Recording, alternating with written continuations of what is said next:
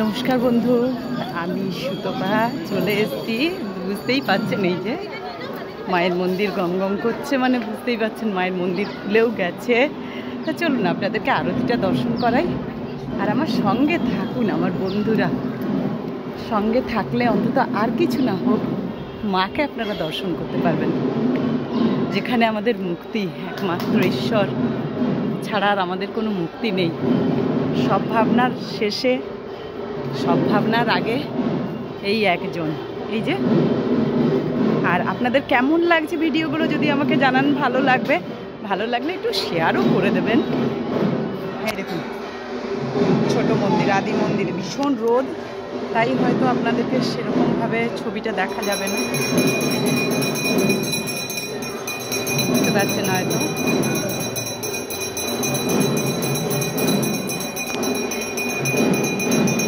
চলুন আবার দেখাই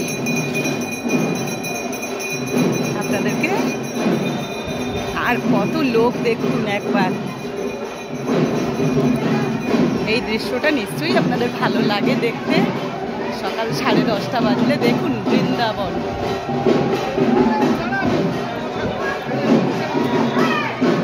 ঠাকুর বলেইছেন যেখানে ভক্তি সেখানেই ভগবান। তাই এটা একটা দারুণ দৃশ্য বন্ধুরা। বন্ধুরা চলুন, এই যে পৌঁছেও গেছি মায়ের কাছে। কত মানুষ, কত দূর থেকে উঠছে দেখুন আপনারা।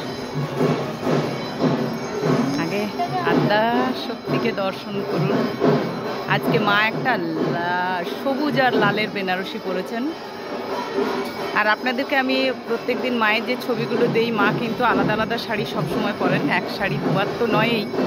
আর সারাদিনে অন্তত 3-4 বার পাল্টানো হয়।